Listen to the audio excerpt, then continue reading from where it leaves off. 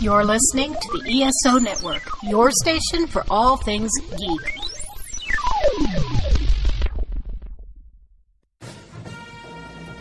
Hello? Hello? Hey, who's interrupting my intro? Is this a joke? This is no joke, kid. This is the Earth Station DCU podcast. No closing anybody. Sickening. We're not that kind of podcast, kid. We talk DC news, comics, movies, and television. You gotta do better than that. We reviewed Supergirl, Flash, Legends of Tomorrow, and Arrow every week. That a fact. How much do I owe you? You don't owe us anything. The podcast is free. Oh, I just heard this story in the cab, and it is all I can think about. We are part of the ESO Network. This is amazing. Why, thank you. And join us every week for another edition of the Earth Station DCU. Now, can we get back to the show, please? Come with me, and you'll be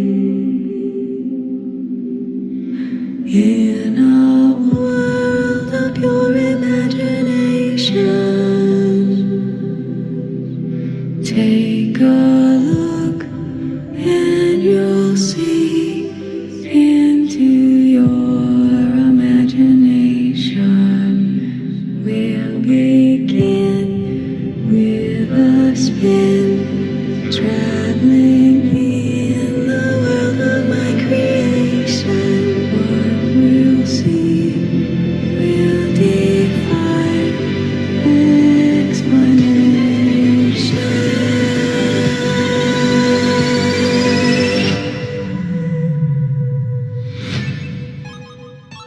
Can't you do that again? No, you can't. That's Cool like whip. 90s. A cool whip. Whip. Will Hey, Wheaton. hey, Peter, where'd you get that cool whip from? Psh, Peter, what the hell? Where's my money? Where's my money? Where's my money? Oh! Hey, Brian, where's... How's your book coming? You want to sew it up? Stop. That's obscure. No, it's not. If people watch Family Guy, they get it. Oh, they got it like years ago. No, I know. Like, you like donuts? Have all the donuts in the world! Oh. More. More, please. Sorry. All right, so we're going to talk about Ready Player One. Spoilers, please. Spoilers. We've both read the book. Monty, we finished it recently, which is amazing. You burned For through me, that book. For me, it is to finish a book that I didn't have to color or look at the pictures. Or had a 3-page centerfold out. I don't know. Oh, speaking of which, it's not going to be in the podcast anyway, but It's free show. one of the donations that I got, graphic novels, Yes. Ultimates Oh, 2? 2 with the pullout. Yes. And I'm like, holy shit. Because the book is crap, but that pullout is in perfect shape, so I'm going to like cut it out. I like that book a lot. I know. I But love the whole Hawkeye thing. Like, buddy, we should have believed you. And Thor's like, you're crazy. You're just like, the gods are against us. You're like, oh my God, what Yeah. the fuck? yeah. I love that. I mean, it got really dark with Hank, beating the shit out of his wife, and Captain America doing. I mean, it was like, holy shit, this is interesting because I've never seen, except for Watchmen, the heroes go after each other for shit like this. Yeah, and I can't believe like you killed Hawkeye's family. Yeah. So, oh my God. And then he kills Black Widow. Yeah. And then you're like, oh my God, what is this? Fun. It's good. Damn good fun. Yeah. Not the 626 universe, 616 we're used to being. Yeah. Although I reread the Marvel Zombie on Hoopla, Yeah, and I loved it again. I just loved the last moment. It's like, there's Dead Days. There's 1 through like 4 or 5, and then there's the weird crossover with Evil Dead, which Yeah. you're like, all right, that doesn't really fit, but okay. sure, why not on this universe plane, I guess. All right, so we'll do a countdown. We'll do the 5 and the 4 and the 3, 2, 1. A 1 and a 2 and a 3. How many licks does it take to get there? You remember that commercial? The world may never. That was in the fucking Ready Player One. So, welcome to the Monster Sci-Fi Show podcast. I am your host, The Monster, and with me, finally, after a long hiatus caused by real life, is me, Mr. Gene. So glad to be back with you, Monster. and in person, not like the Star Trek Discovery podcast, which we did it by phone, but it was still fine. I'm glad we have, I guess this is the second podcast for this year. Oh, that's so sad. It's Yeah. freaking April now. Right, but in a couple of weeks, we have to do the Avengers Infinity War podcast. Everyone dies. Spoilers.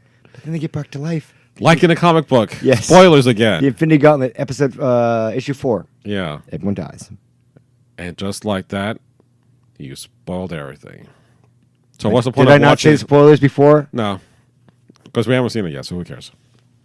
All right, but we are talking about Ready Player One, in which we are going to talk about not only the book, but also the movie from the book.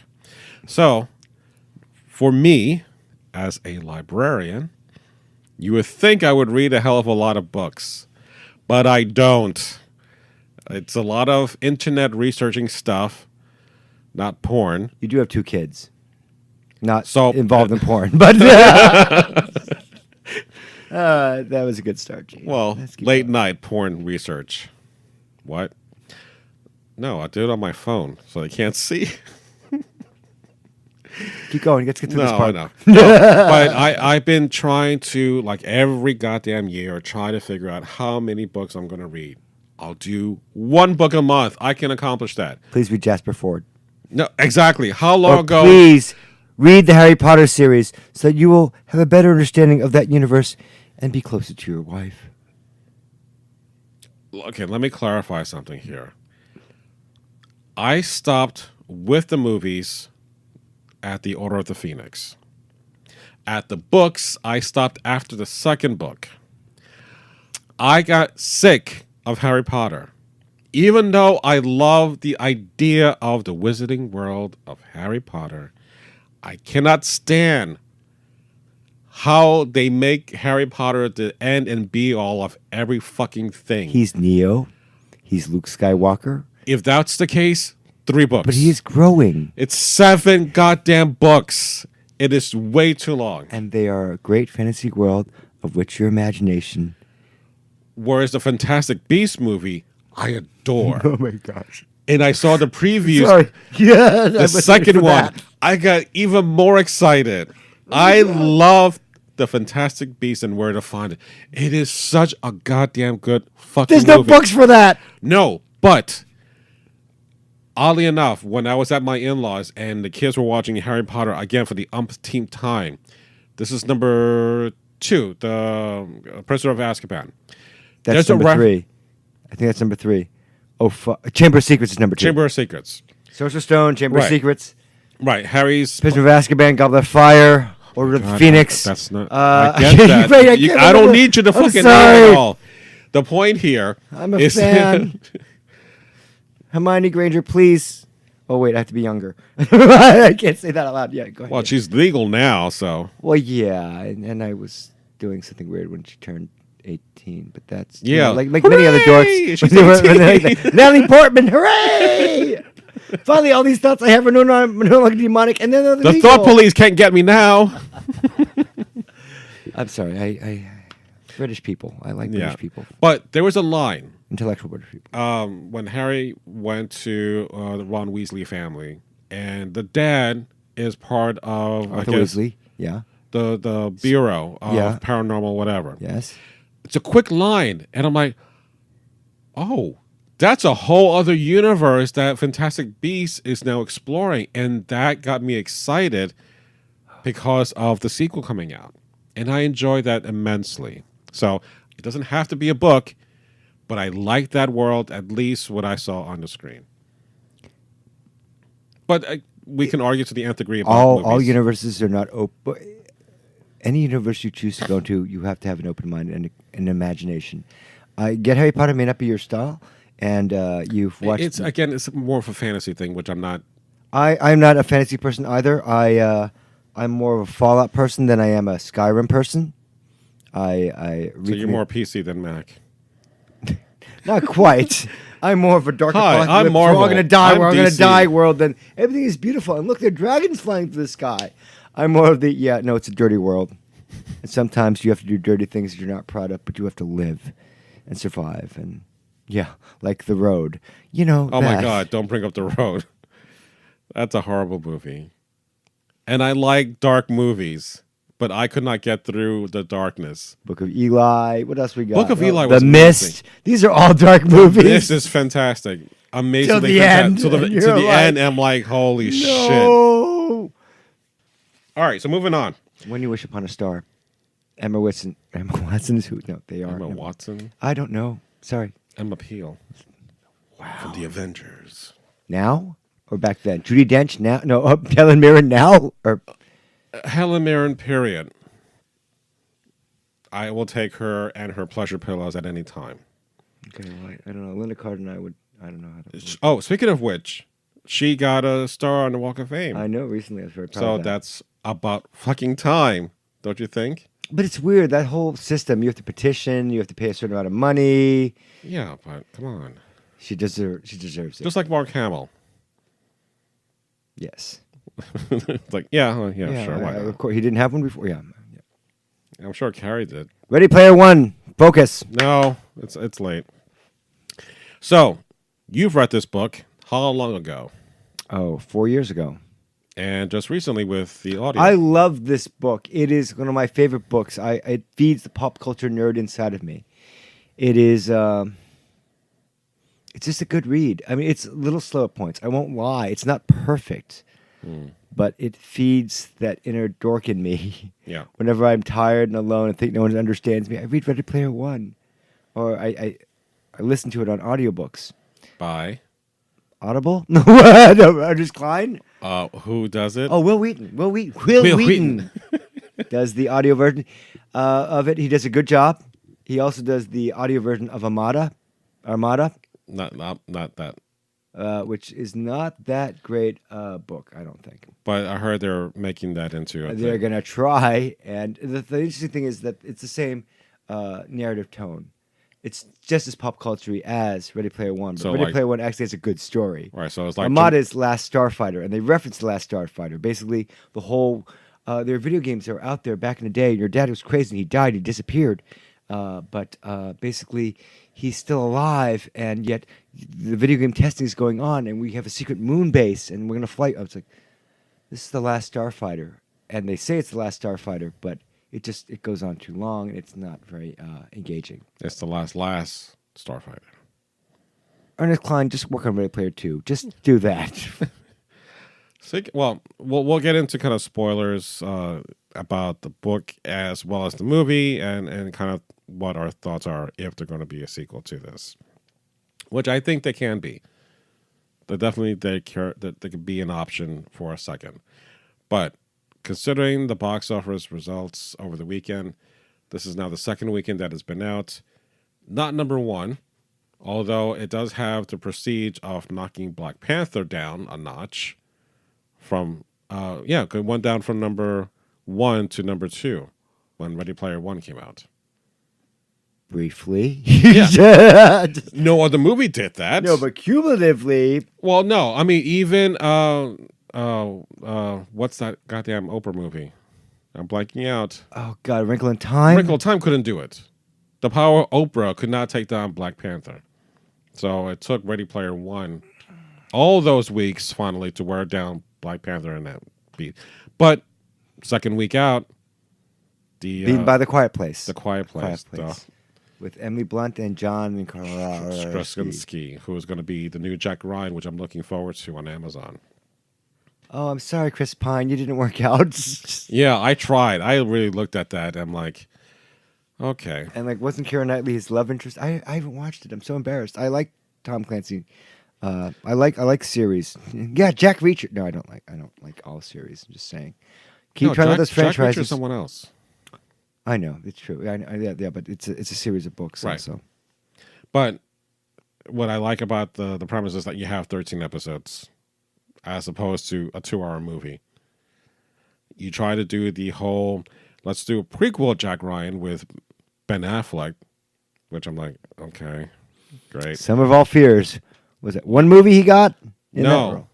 it was after that. You had Harrison Ford Yeah. for a couple of times. Well, Alec Baldwin, Started Harrison the whole Ford, thing. Yeah. and then I guess Ben Affleck, and then a long waiting period, and then Chris Pine. Chris Pine. Yeah.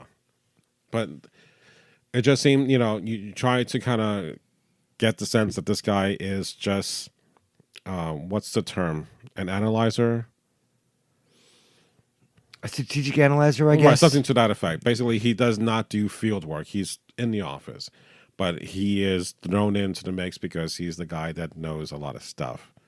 But at least what I'm getting from the series is that it's going to kind of focus on that, but it's going to be better than what the movies have done. Because I thought, all right, Harrison Ford, you can do your stuff, but you're still doing Harrison Ford. What network is it on? Oh, Amazon. Okay, Amazon. Amazon's good. Amazon. So I can't complain about that. So we're getting off track, but that's what we do. We get off track. All right, so going back to the movie itself. I saw this early today, so it's now twice that I've Seen it this. twice. Yeah. But not like Last Jedi twice. Not like, I cannot believe my eyes. Was that really what I thought it was? And you go back to the Last Jedi and you're like, yeah, I really didn't like that. Yeah. Why did you go back? The main goal was I was really distracted with all the pop culture references, icons that kept popping up every 5 seconds. Oh, there's Iron Giant. Oh, there's so-and-so. The Sunoco, the Battlestar Galactica. There's the all these Batmobile, things. the classic. And actually, this time I heard when they were doing the race and the Batmobile was about to fall off the edge. It was hitting the brake. I could almost hear da-na-na-na-na, and then it stopped as it was braking. And I thought, that was kind of cool. So those are the little moments that I've missed that I loved, but not in the movie whatsoever. Well, I think, I've seen it once, and I've watched many YouTube Easter egg reviews on that. Yeah. Everything, it's all over that movie. Even the Oswald freaking station wagon is in there from National Lampoon's Vacation. Ferris Bueller's Day Off, the Cameron's car is in there. Everything is there. It's all chock full of things, and it's just food for me. It's food and acknowledgement for your cultural awareness as a person on this earth in the 20th century into the 21st century, I think, which is nice. Yeah. It's a niche movie, though. It's very much so. And we've talked about this, is that my wife and I and you pretty much get about 90-95% of this whole movie. My daughter, I would say about 75 to 80. My son, maybe 50 to 60. So depending on your generation, like in the book itself, it's a lot more specific to the 80s, and there's some on the 70s and a little bit on the 90s. But, you would see like Overwatch, that's in the damn closing grand finale, that is not in the book. But you would have to kind of make sense that universe that was built from a guy who lived in the 80s, that it has evolved and then progressed so that other things became as popular. But this challenge was more specific to a specific period. I totally agree with that, but I think my idea is this. If you have a wonderful book, right, that's the genesis of the whole idea, and that's the way it's supposed to work. A book. Now the best now made by Steven Spielberg in a movie, right? But the idea behind the movie should be go and read the book. I didn't get that from this movie. The idea like, well, I want to know more. Tell me more. Would you buy that for $1? I didn't quite get that. Right. But when you do a good movie, it should reflect back of the book. I don't think the movie does that, but I think the book is, it's more pop culture. Yeah, the book, we have no issues with licensing all the stuff that's on there. And what a perfect example is the Rush 2112 album. My daughter, before we watched the movie, she knew about this because of the movie that's coming up. And she's playing this. I'm like, what the hell is this? Because I've never heard of any Rush albums. But she picked this one specifically 2112. because she's read the book before. Yeah. So, and there's a big section about the lyrics and how this all fits. And then, like, okay. So for her, it got her to kind of listen to something that she's never going to I'm glad to be hear aware. that. So that was kind of cool. So I went back, like, other than the poster you see in Holiday's room, that's it. So there are things that you just are limited to because of licensing that you just cannot afford. Licensing, though, I don't think of this movie is the problem. This movie is chock full of things. Again, it comes out, it's by Warner Brothers. I think you had to compensate because you couldn't get everything. And that's fine. Yeah. The idea is that this is bait. It's bait. It should be bait. This is like a movie, in my view, very much like Who Framed Roger Rabbit. It's very much like Wreck-It Ralph. And like, this is a pop culture movie that should be enjoyed and rewatched. Yeah, but I would say it's even more niche than Wreck-It Ralph. But if you watch this movie and you live from the 1960s, I'm guessing, to today, you can go back to this movie, and even if you have just a small knowledge of culture, not pop culture, but you go to the movie theater at least, I don't know, 3 to 12 times a year, you're going to see these movies. And I'm sorry, if you're born during this time, pretty sure you've seen Back to the Future. Right. Or any one of these things. Any of those things can hook you in. Right. Or even fucking Iron Giant. Or referencing stuff that has nothing to do with today's technology. At one point, I remember in the book that one of the Ultraman robot had an 8-track deck installed, and I'm like, let's push that in there. What is that?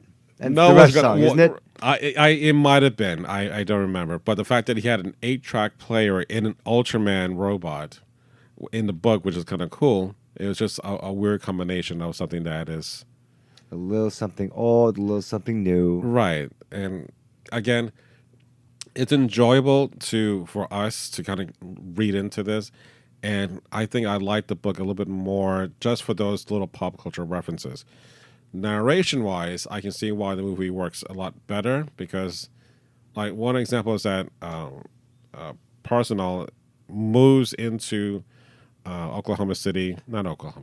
Cincinnati. No. Where does the movie take place, Monty? Columbus, Ohio. Sorry. But he starts off living in Oklahoma in the City. stacks. Right, but in Oklahoma. Yes, and then he moves. He does. Right, but they just his haptic suit. He just goes and he gets an apartment where many Gunters or whatever live, and it's completely anonymous. Right, raised out the windows, and it's a very mundane existence. And you're like, one of the cool wow, things, this is so slow. Why am I reading about the suffering? But there's one cool thing that I'm like, oh, this is what Amazon was trying to do with that indoor deliveries. You can have your airlock. So one of the things is like, yeah, we'll scan your package, double check it and triple check it, make sure it's correct. Make sure you ordered that. And then put it inside the airlock and then you close it and then you'll get it. And then boom.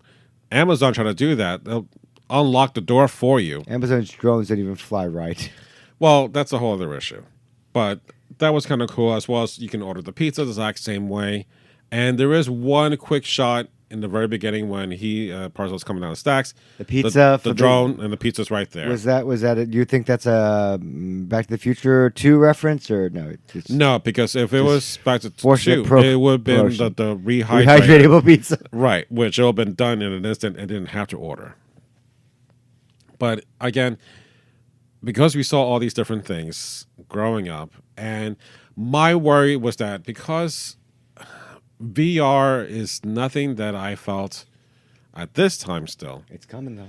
I know. I don't feel like it's like a thing that I'm like, I can't wait for VR. Because I've had headsets and you would get nauseous because of the limitations with the device in which you think you are looking at something at a distance and your eyes know it's not. Because it's up close. I don't know if that technology works for me. I mean, we've had people with the Wii's throwing their remotes at their TVs. Well, and when you're wearing a VR system, I don't know. I don't mind the technology, But if you're walking around and doing things, you're gonna walk into walls, people, Right. in front of Which trains, the omnidirectional downstairs. treadmill does exist. So I'm kind of happy which is about cool. that. I like that. Yeah. So I'm kind of happy about that. But I don't see, other than like the HoloLens, how this is going to be a thing that I'm going to be wanting to put on. So, but, you know, I like the idea of being inside of a virtual reality world that you can do anything with anyone or be anything. It was just, I like that idea. I think the interesting is like pick your own avatar. You're not gonna look like yourself. You're gonna pick an iconic avatar from some pop culture thing that you understand and love. Right. Here's a strange question for you. Think about this towards the end of the show. What would your avatar be? Tron-ish. Tronish. Something Tron. Wait. 1983 Tronish or Tron Legacy Tronish? I have a fondness for both. I can't say one or the other. But color scheme, either red or blue. Although I do like the orange. No, but you want to be blue though, and but the blue user. Yeah. You should have been able to do that. You should have been de-resed. You want to be the man trapped in another world out of time. But that's my avatar. What's yours? I don't know. End of the show. Keep going. Freakazoid. Freakazoid. Jesus. And my sidekick, Foamy. No, I think I'd be Plucky Duck from Tiny Toons. No, I don't. Or Hampton. No, I know what yours would be. Psyduck? No, Darkwing Duck. Oh my gosh. I can see it. That's your thing. I am the terror that flaps in the night. I am the empty roll of toilet paper that is there when you have guests over. I don't know. Darkwing Duck, okay. Okay, I so like Wildcat. Wildcat from Tailspin. Humble, strangely challenged character. Oh, DuckTales. No, Sorry, not Tailspin. Tailspin. I know, but the woohoo is for... Woo, Tailspin, Tailspin. No, it's from Adventure DuckTales. Life Week. Huh? DuckTales. Woo. Right, DuckTales, but not the woo on Tailspin. That's what I'm saying. Yeah, I got it wrong. All right, so the other things we were talking about would be the structure of the book. This is from the point of view of Parsenal all the way through. It's his voice that he's narrating everything that's going on. Do you prefer this or the traditional third person, as in Parsenal was thinking this and he said that, as opposed to I said this and I said that? I think narratively, but we're talking about books and movies. Yeah. But for me, narratively, the one first person is the way I prefer it. Okay. I will always prefer first person because then you know what they're thinking. You can hear things rather than so and so thought and believed this and saw these things and behind the scenes this was going on, but he didn't know. Put me in the character. So when you said that, one of the things that kind of I liked at the beginning that there was some narration, but then it stops. I wouldn't have minded if that narration kind of continued, like in the book, on how he thought, or. But you can get his thoughts if you're in third person. No, I know, but if you it have were to see it, it's right, like, but if we're doing this in the book, I mean, into the movies, he did start off with that narration, and I thought that was kind of cool, and I liked it. But then voiceover. Ah, yes. Right, kind of like the Blade Runner thing. How, you had that issue about Harrison Ford didn't want to fucking do it in the first place. The studio said, no one's going to understand what the hell's going on. So and then Ridley Scott will fix this, and you'll give $69.99 every 4 years for different versions and different content. Now it comes with a Matchbox car. It comes in a suitcase. Yeah. Now it comes with some cheap origami that poor Monty's doing because he's... that no one still wants. Well, maybe Asian Monty. Maybe not you, Monty, but the Asian Monty. Jumanji. Jumanji. Jew. Oh, no, wait. No, Weemanji. So I think it might have been interesting if they continued doing that, just because I think when I read the book, I understand a little bit more of what was going on and kind of cluing us in as to what was going on in his mindset, that he knew all this information. But because that was kind of consolidated, we didn't need as much exposition, since like you had the hall of records, whatever, for Hallidale, and that was all condensed. So you didn't really need to have him explain how Family Ties was his favorite episode and go into that great detail. Well, I would say this. I would like to say this to our listeners, all three of you. Thanks, Mom. Basically, if you like Ready Player One, and I know that I don't think the movie does quite a good job with it, read the book. Pick it up. I really think that the book it's better than the movie.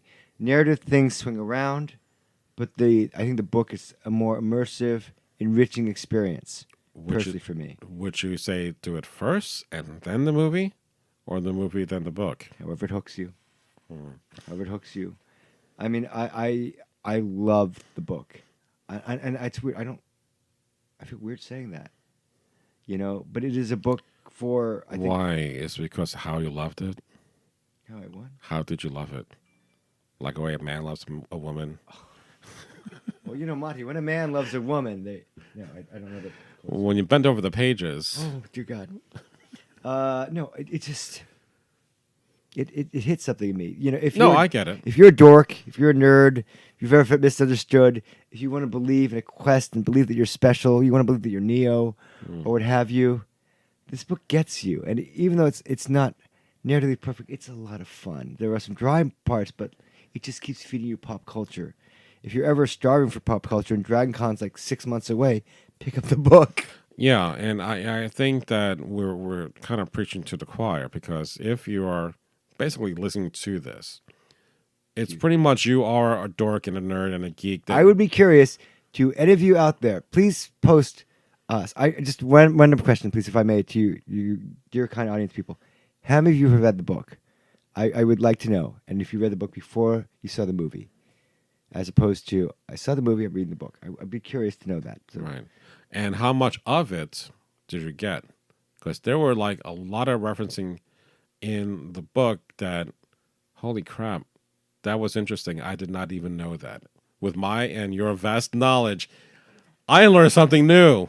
That kind of moment. Wait, you mean there's a 2 meter gap that we're not aware of that's going to kill us? That if someone shoots a missile no, I'm sorry.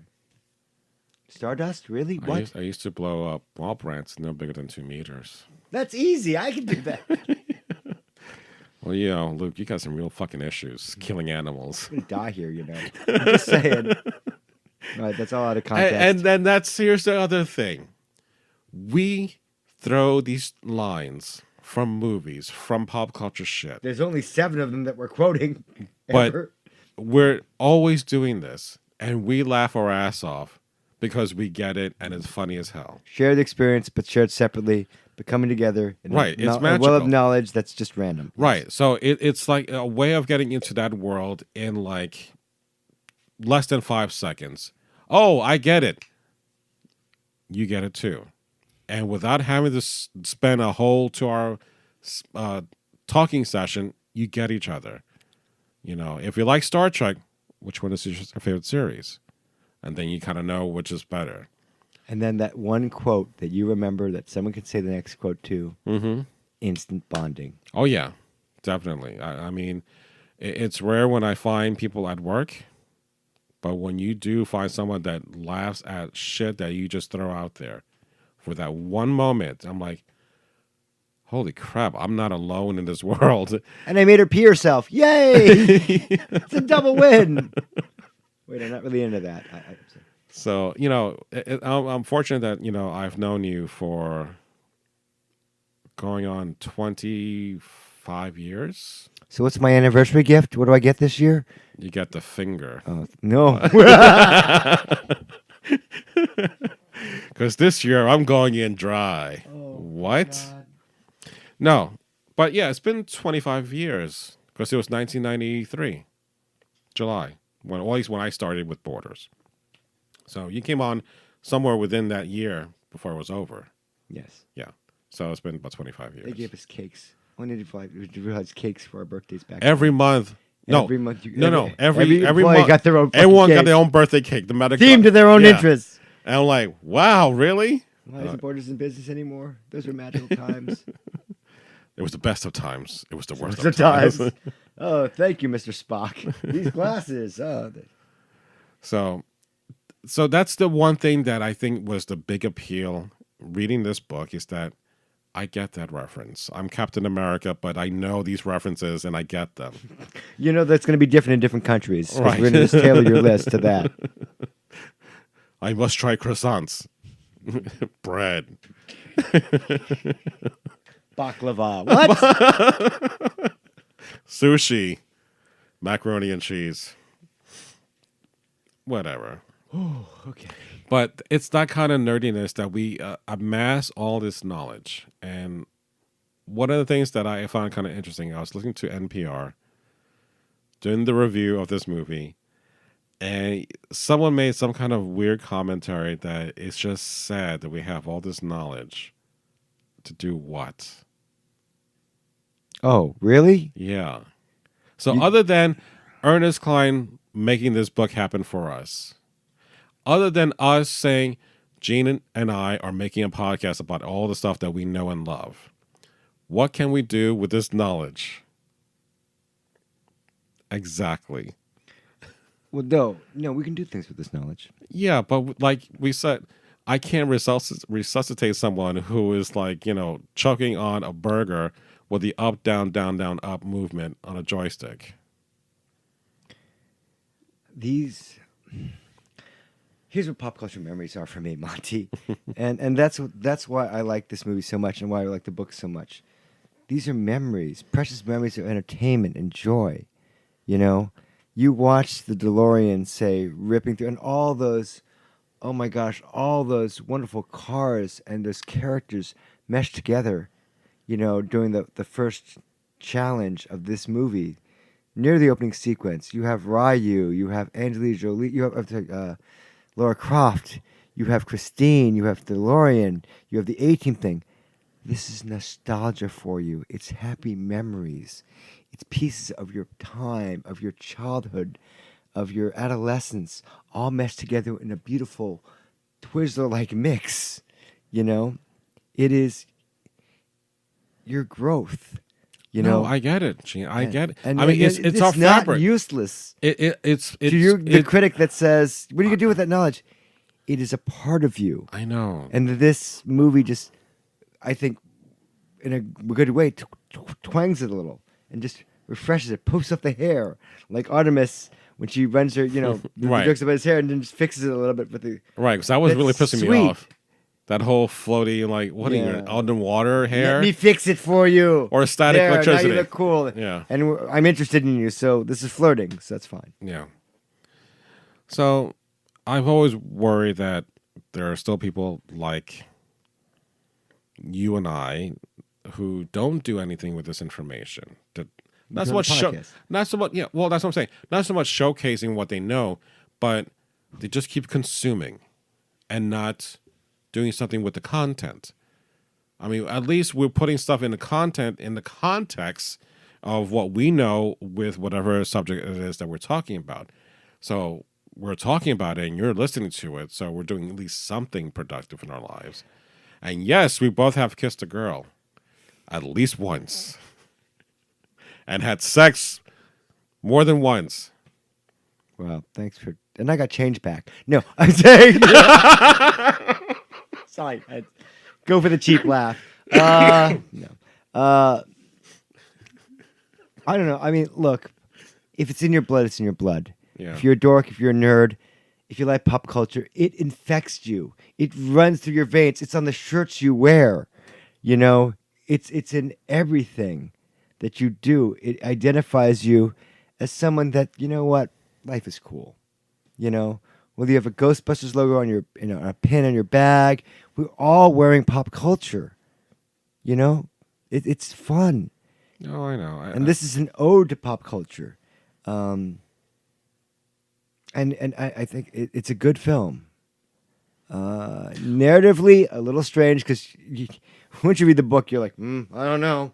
I don't know if this is going to be as good. No, it was different. No, it should be like the book. It wasn't like that at all. It was fine. The changes they made, I'm like, fine. Yeah, and I think it goes back to the whole You couldn't do the book. right Exactly. because of one with the licensing with the task that he had to do at hand, like the Pac-Man versus Tempest.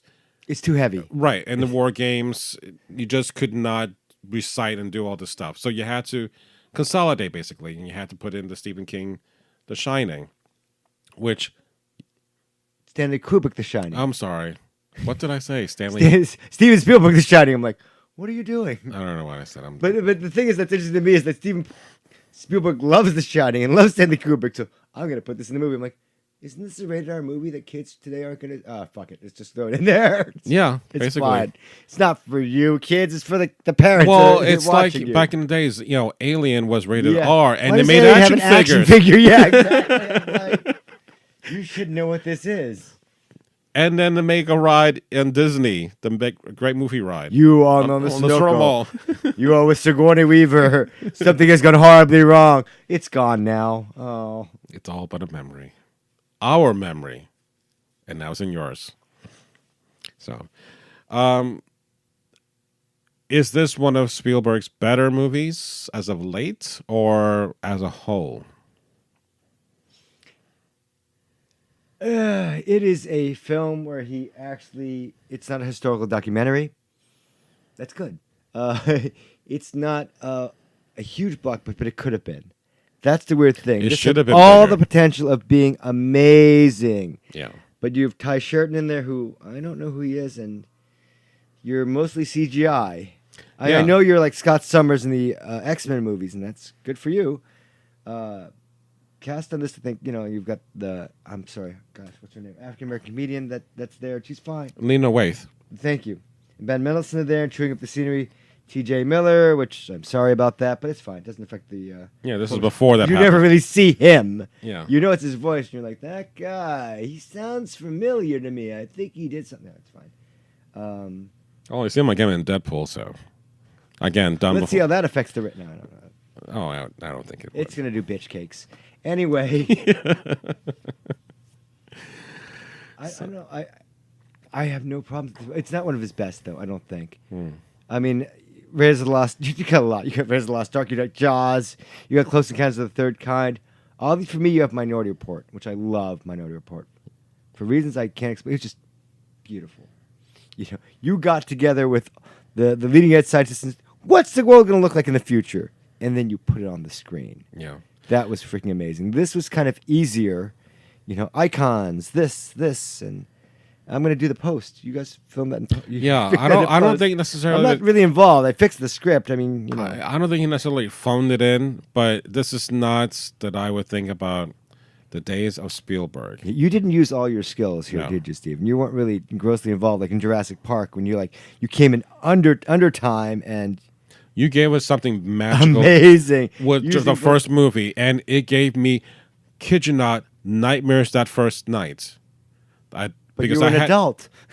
Yeah, and in the house that I lived in, I had dreamt that there were raptors, the ones that spread out their God. necks in the house, and I'm grabbing my dog, and I'm like, holy shit, I'm not gonna Those get. weren't raptors. I don't know what they are. Well, whatever the things that killed Dennis Nedry. Right. So those are the things that I'm like, holy shit, you can do this to me, a grown man, and I loved it. That was probably the last good thing that I felt like I've never seen this before. I've never seen dinosaurs done this way, so effortlessly to the point where I couldn't tell what CGI was versus the actual practical effects and how you merge those two together. It was amazing. And Jeff Goldblum. To a degree. I know, I'm not. When he makes a little growl noise, it was the weirdest thing, but it was funny as hell. But that's before Jeff Goldblum became his Jeff Goldbluminess. Strange iconicness. Yeah. Although I don't like that whole iconic open status shirt over crap. strangeness, but Yeah. whatever. But in any case, I think it falls in with like AI. I really liked AI, except for AI is just a bigger Amazing Stories thing for me. yeah, but except for the kid being left in the woods, Oh. that hurt. Oh my God. That hurt a lot. That actress was like, It's just a movie. I'm getting death threats. Why is this happening? And then the last, I think, 20 minutes with the space aliens coming. The blue angel. Your Yeah. mom will only be alive for 24 hours, but Yeah. you'll have time with. What the? What is this? Right. So except for those 2 points, everything else in that movie blew me away. Robin Williams. Oh, Robin Williams. He was in it? Yeah, he's just the voice of like Mr. Wizard, whatever it is. Oh, it's been a while. It's no, it's been a But- while for all of us. That's the kind of thing. Again, I have not seen that world before, and I love. Melting robots, smiling at the kid, trying to comfort him, whether after they're being tortured. Yeah. yeah, that's not disturbing at all. I'm fine with that. I've never felt so. Oh my god, this is really techno dark. The kid going to his mom hair with the scissors. You're Yeah. like, wait, what are you doing? What are you doing? Then him eating and then melting his. Oh, just Yeah. that's not. So, but here it's just like, okay, I get why you like this. It's reeks of Spielbergness, but that's about it. Ooh, how Spielbergian, as they would say, the Animaniacs. Yeah. But it doesn't have that touch that if I'm going to be looking at like E.T., which I think is The movie, the the Spielberg movie for you. yeah.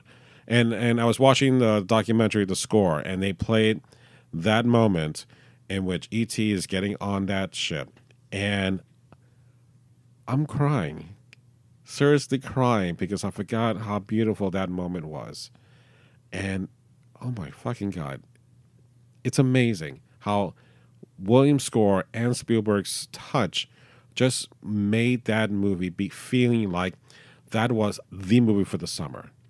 Now, this, not being a summer movie, tries to feel like, oh, summer's here. No, it's not.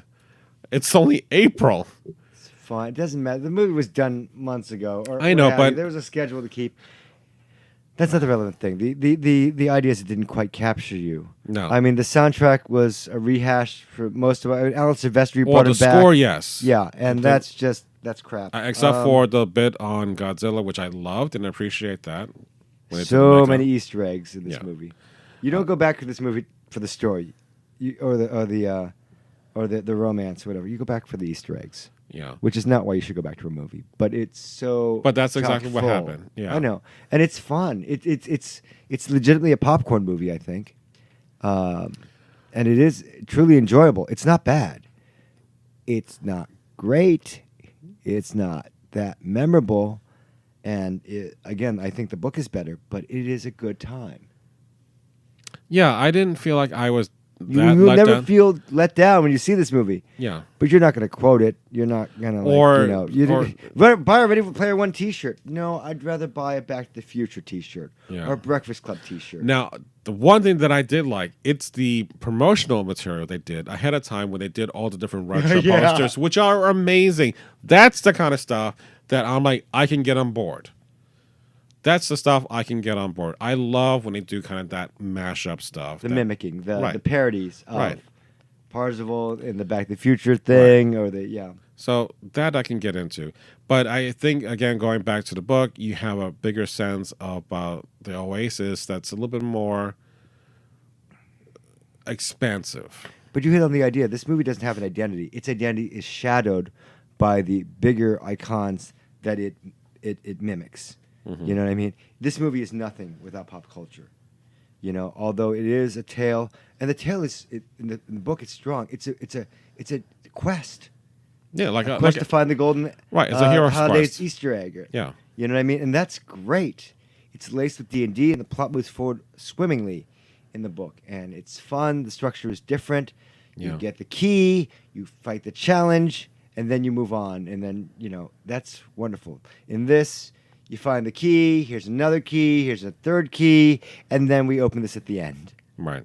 And in the book, Sorrento is a little bit more active as far as getting the keys, because at one point he has, I think at the second gate, gotten 2 keys, and it's on top of the leaderboard.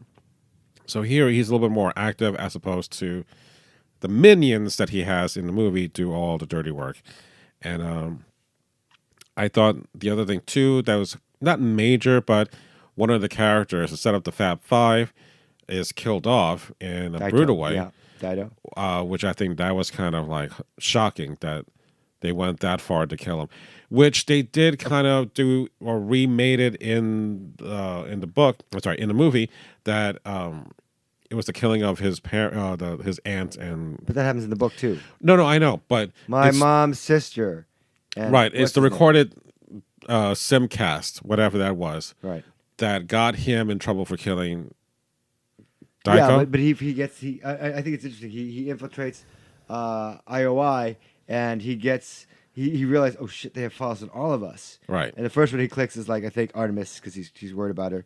And then the Daito, the death thing. Right. And then He's his able to own thing. record And then it. he's like, let me copy this because I got this bit drive thing. And then he exposes him. And yeah, you're going to jail, Sorrento, because you did all this weird stuff. But it's a much more, I think, masterful stroke in the book. Mm-hmm. But we just skip over in the movie. We're not going to kill Daito. We don't have time to do that. Right. But in the I think in the book it's much more immersive and it's got more suspense. Yeah. You really feel like, oh shit, they could all die. Yeah. They get taken out, and you're like, oh, that's bad. That's really bad. Yeah. And I think H is still, as described, hasn't been changed much as far as the storyline. But they give a lot of parts of those moments to Artemis to balance it out more, Right. which I'm perfectly fine with. Yeah. Because it is not the self-described story, one first person thing, and you got to spread it out. Right. It came pretty close to being a damsel in distress storyline. But I'm sorry that in the movie, I'm sorry, this is a spoiler if you haven't seen. He's like, "You'll forgive me. You gotta leave." She's like, "No, I don't want to leave." And he kills her character. Yeah. I'm like, "Wow, that's not cool, man. That's not. You just shot your potential girlfriend. She's not gonna forgive you." Yeah, but she understood. Just like she did to him. He'll understand. No, you're right. She broke his heart first, I guess. But yeah. Yeah. The whole love aspect, in which I didn't feel so much in the book that it was like a two-sided thing, because Stalkery. It's stalkery. yeah, because he's just like, oh, I wonder what she's thinking right now, holding that key, the first key. I'm like, and then, oh, by the way, we're going to have all these interchanges with emails, and then we're going to start liking stuff. And like, he purposely just kind of made things a little more interesting to kind of lure her in, because without his approach, she would just not have been bothered with him in the first place. But he found something. Found the key first. I know. And then they had the honest interaction. I know. I think the way they cover that movie is like, I don't buy these guys are in love. I don't. But I'll go with it because it's in the book, and it doesn't matter. In the movies, you got to have a male lead, a protagonist, and his equal fall in love. So it was fine. Yeah, but you didn't necessarily. The one thing I did like is like, you didn't have to have her be the damsel in distress. He got her out, so to speak, by saying, do this, you're out. I don't have to rescue you. You can do your own thing. So she did in the movie, which I liked.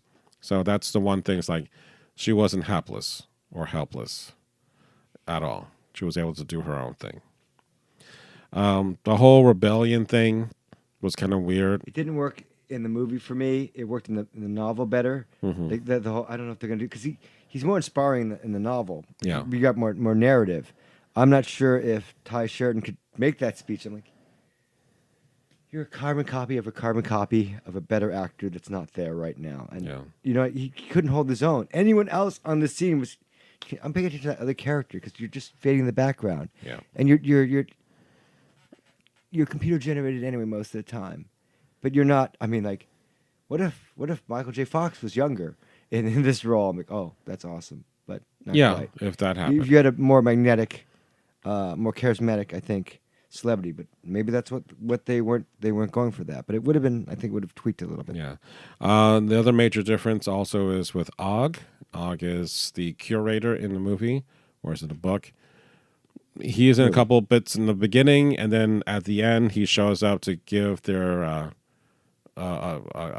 safe haven for them to log in, so to speak. In the book, yeah. In the And book. I like that better. I like the way he presents himself. He's like a stealthy character, and you notice the comic books fall over, and like, what the heck's we can't be watched here, can we? But then he shows up and he presents him with, I think, one of the better moments in the book. Like, oh, thank God we're not completely fucked up the ass. Something nice happens, you know what I mean? Something out there in the ether is looking out for us. And it gives them a safe place to be, to fight their battles. Because the whole thing in the book where, the movie where they're constantly running and the main fight's going on, Sorrento's tracking them down, you know, like, I don't know, that was okay.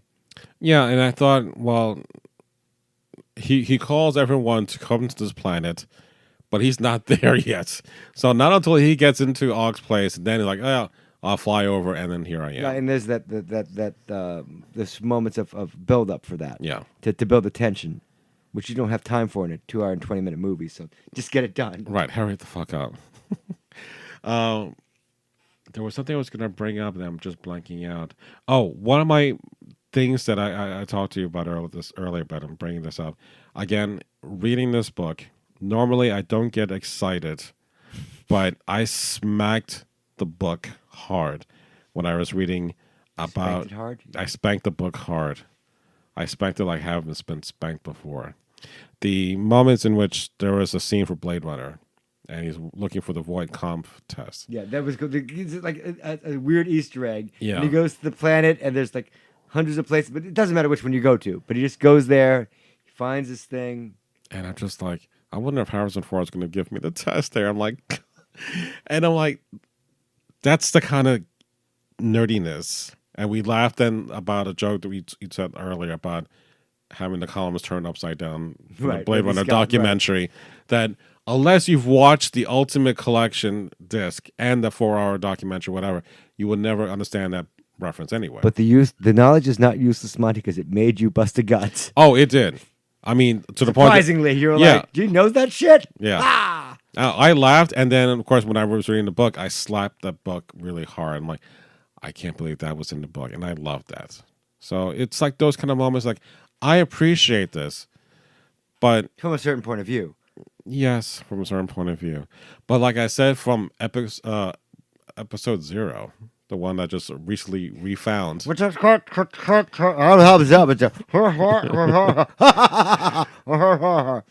how would I use this knowledge for the betterment of all man? I don't know. But hopefully you're enjoying yourself, and that's all that matters. Because when I'm dead, and you're dead, this is all that's left. Audio recordings. They're floating out in the ether to space, and then Viger will come down. I'm looking for my... Where the fuck are these guys? Where are they? I need to talk to them. They're not here. Oh, you guys are fucked now. Although I do love that movie, the first one. What, we're fucked now? What movie are you talking about? The motion picture, Star Trek, the motion picture. The director's cut, though. I like that little guy jumping in the background. His ship flies by, then doing the slow tumble. I love that. And that's another amazing score by Jerry Goldsmith. Just seeing the Enterprise leave the hangar. Stealing for Next Generation. What? That's all right. You let that happen? It's okay. He saw for himself. But still, we get the almighty Klingon theme that we've never heard before. That was the movie. So, in any case, again, we're nerding out on stuff that you may not even fucking care. The movie Ready Player One, the book Ready Player One, it opens old wounds. It is nostalgia pure. The purest bit of nostalgia you've had in a long time. So it's like cocaine, but uncut. Well, maybe cut and just, sucked into the nose through a $100 bill off the back of a woman. So it'll be like Uma Thurman saying, "God damn," and Kill Bill. God damn! Yeah, like that. Yeah. Overdoing as like, oh! I don't know what I was going into. Yes, he did. But no matter what, you have fun doing this movie. I think I'll buy this movie when it comes out on Blu-ray. I will watch it when I'm down, just because it's fun. And it brings back all the fun things. Yeah. And all the taste, no caffeine or whatever, no calories, whatever you want. It's fresh and clean and no caffeine. And the laugh. Kind of. Don't you feel good about 7-Up or 1-Up? Because it's the extra light. Well, it was lame. Wow. Yeah, I know. They all can't be winners. Gene tries for humor and fails. Okay, anyway. And? All right. It's a Tide commercial. We're doing a Tide commercial. And he's back, ladies and gentlemen. Gotta keep trying. It's all about the timing. Yeah.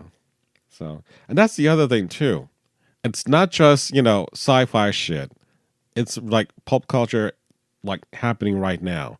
And that Thai commercial happening in the Super Bowl. Even though it's not like, I don't care about the Super Bowl, except for the commercials. Commercials. Right. You'll watch the YouTube videos afterwards and the reviews of the YouTube commercials. The commercials. Which I was pissed that, they do the commercials ahead of time. Like, no, I want to see this on the day of. Just like, the trailers. Which, unfortunately, I got to see the fucking last Avengers trailer. I had no way of getting... You try to protect and insulate yourself, but you go to the movies. Yeah, but that trailer was not in the last movie that I saw this last time. So, fuck AMC for doing this. Oh yeah, sorry for being current and trying to tempt you into the theater of our seats. It's not as if I'm not going to see. Recline. It's not going to see that fucker. I mean, they're not magic fingers like the beds in the 70s. But, no, because I didn't have any quarters. But I had a pocket full of quarters, and I was headed to the arcade. Wow. Oh, remember that joke they did on SNL? It's like a documentary on kids. Yeah, one quarter at a time. Yeah. So that's Chevy Chase like material. No, it's not. If you understood, it, yeah, good for you if you get that reference. But yeah, that was bad. Wow, that went dark really fast in SNL. But in any case, we're coming up to an hour. I think we're pretty good. Closing statements about the movie? Anything you have to say? Oh, we never talked about could this be spun off to a second movie? No. Don't do that.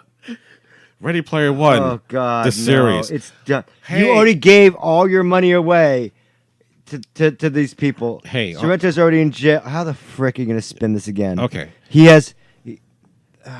Let's put it to it this way. And I'll talk about... I'll read it. I'll talk about this in the other podcast, the sci-fi news stuff. Lord of the Rings is coming to Amazon as a TV series. No. But they're Don't break The Hobbit into 3 movies. No, they're not doing that. Sorry. But they're expanding that world, much like the Fantastic Beasts is expanding Harry Potter. Could you see this being a shared universe where you have something else going on concurrently? Yeah, I could imagine a world where, I don't know, a murder mystery happens and some hard-drinking Jessica Jones character goes into the oasis and tries to find the clues or whatever. But that's a completely different spin. And this universe doesn't belong to all of us. It belongs in the head of Ernest Cline. But you could do that.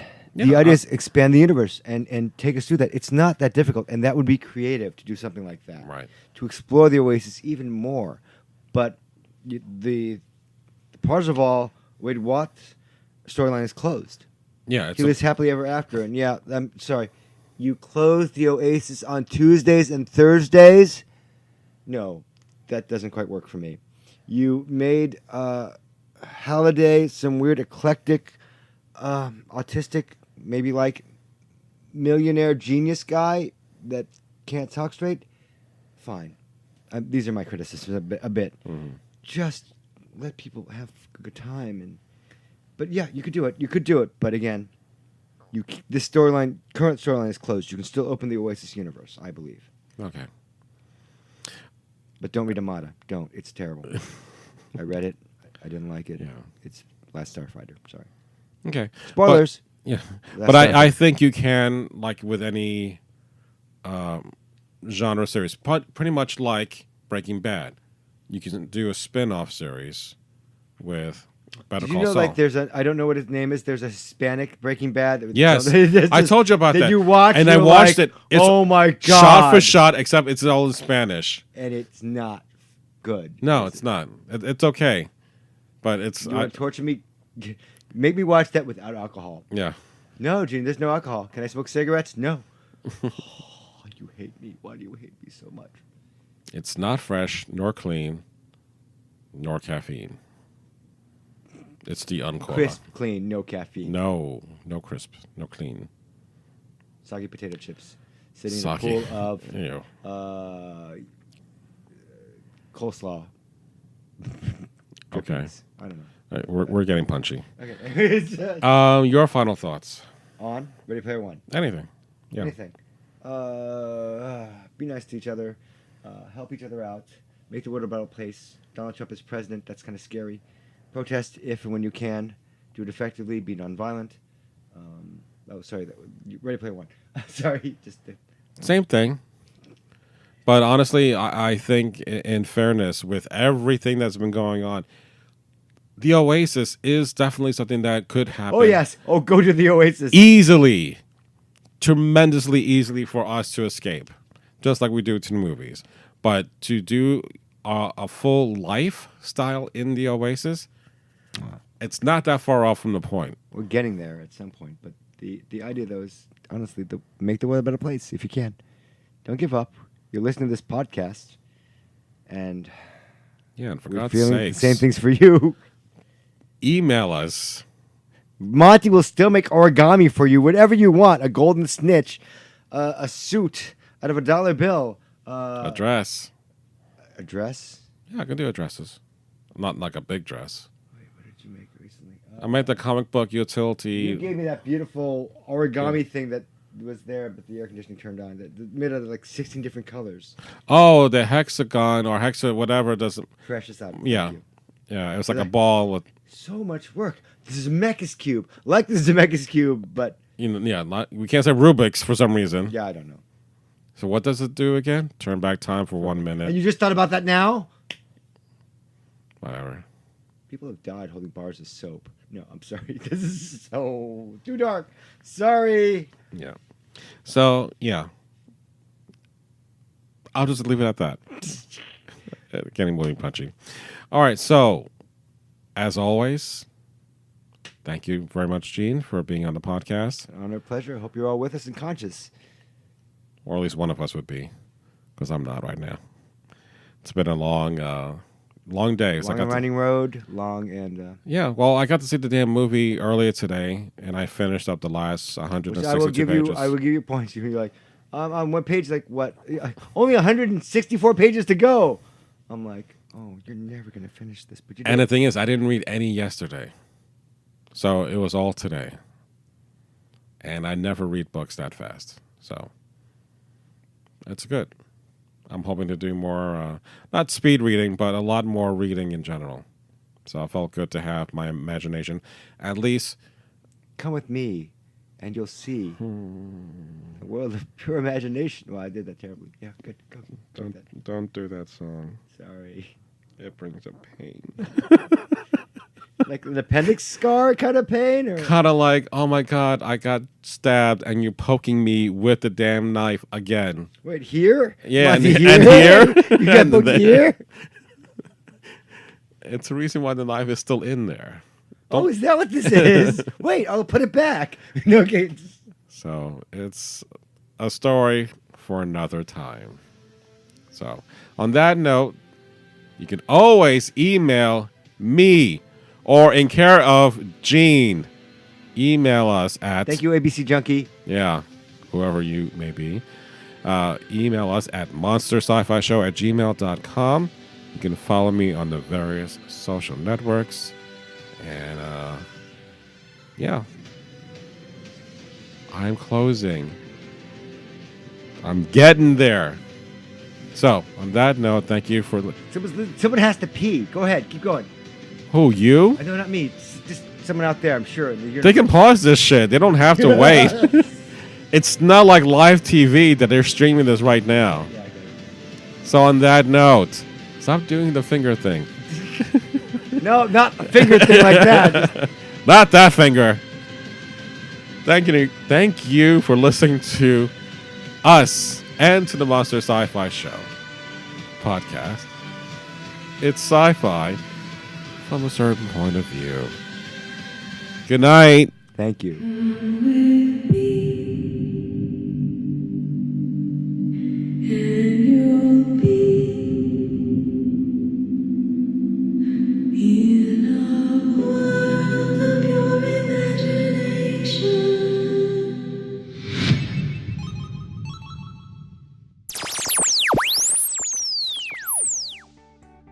This has been a broadcast of the ESO Network. Be part of the crew and help support our shows by donating to our ESO Patreon or by shopping through Amazon.com or the TeePublic store, which can all be found at www.esonetwork.com. The ESO Network, your station for all things geek.